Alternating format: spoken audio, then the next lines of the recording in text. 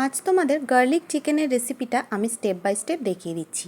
এটাও কিন্তু আমি ফেসবুকেরই এক বন্ধুর কাছ থেকে শিখেছি। ওকে আমি কথা দিয়েছিলাম কয়েকদিনের মধ্যেই আমি এটা বানিয়ে দেখাবো। তো আজ সেই সুযোগটা হয়ে গেল। বোনলেস চিকেনটাকে খুব ভালো করে বাজার থেকে এনে ধুয়ে নিয়েছিলাম। তার মধ্যে একটা মশলার পেস্ট বানিয়ে নিয়েছিলাম, সেটাও দিয়ে দিয়েছিলাম। তার আগে বলে নিই, নমস্কার, আমি অস্মিতা, ওয়েস্ট বেঙ্গল থেকে। তো বোনলেস চিকেনটাকে আমি খুব ভালো করে ধুয়ে তার মধ্যে নুন, গোলমরিচ গুঁড়ো, লেবুর রস, আদা রসুনের পেস্ট আর কর্নফ্লাওয়ার দিয়ে খুব ভালো করে মাখিয়ে 2 ঘন্টা ম্যারিনেশনে রেখে দিয়েছিলাম। তোমরা ইচ্ছে করলে ওভারনাইটও রাখতে পারো। তারপর একটা ফ্রাইং প্যানে সাদা তেল অথবা বাটার দিয়ে খুব ভালো করে লাল লাল করে ভেজে নিও। আমি সাদা তেলে ভেজেছিলাম, পুরোটা বাটারে আমি করিনি, তোমরা ইচ্ছে করলে পুরোটাও বাটারে করতে পারো। খুব লাল লাল করে ভেজে কিন্তু তুলে রাখতে হবে। তারপর ওই ফ্রাইং প্যানেই আমি বেশ খানিকটা বাটার দিয়ে দিয়েছিলাম, মানে বড় 1 টেবিল চামচ মতো বাটার দিয়ে দিয়েছিলাম। তারপর বাটারটা মেল্ট হয়ে যাওয়া পর্যন্ত ওয়েট করেছিলাম। মেল্ট হয়ে গেলে তার মধ্যে দিয়ে দিয়েছিলাম কাঁচা লঙ্কা আর রসুন কুচি। রসুন কুচি আর কাঁচা লঙ্কাটা একটু ভাজা ভাজা হলে তার মধ্যে দিয়ে দিয়েছিলাম আমি 1 চামচ মতো ময়দা, 1 টেবিল চামচ মতো ময়দা। ময়দাটাকে কোনো রকম গুলে টুলে আমি দিইনি, এর মধ্যেই দিয়ে দিয়েছিলাম। ময়দাটা এর মধ্যেই ভাজা ভাজা করে নেব আমি, মানে বাটারের মধ্যেই, তেলের মধ্যেই বেশ ভাজা ভাজা করে তারপর আমি মশলার বাটি ধোয়া জলটা ওর মধ্যে দিয়ে দিয়েছিলাম। খুব সামান্যই জল দিয়েছিলাম।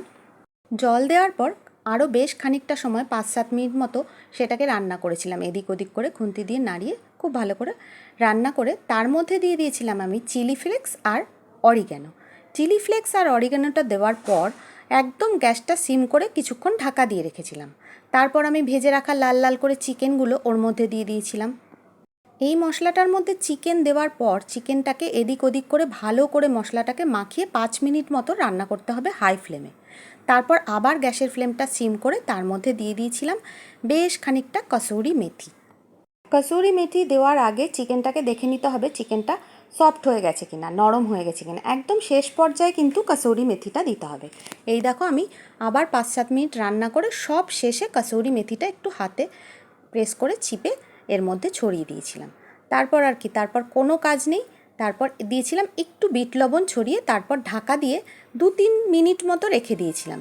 তারপর ঢাকা খুলে আমি দিয়ে দিয়েছিলাম একটু বিট লবণ ছিটিয়ে, আর একটু নুনটা কমও হয়েছিল, বিট লবণ ছিটিয়ে দিয়েছিলাম। তারপর দিয়ে দিয়েছিলাম লেবুর রস। ব্যাস, আর কোনো কাজ নেই। তারপর 5 মিনিট স্ট্যান্ডিং টাইমে রেখে সার্ভ করো। তোমাদের যা ইচ্ছে, রুটি, লুচি, পরোটা, নান, পোলাও সব কিছুর সাথে ভালো যায়। তারপর একটু রিপ্লাই কমেন্ট করে নিলাম। রিপ্লাই কমেন্ট করতে করতে ভেজে রাখা কয়েক টুকরো চিকেন তুলে রেখেছিলাম, সেটা আমি আর আমার ছেলে মিলে এনজয় করলাম। এই দেখো গার্লিক চিকেনের ফাইনাল লুক। কেমন লাগলো আমাকে জানিও কিন্তু কমেন্টে।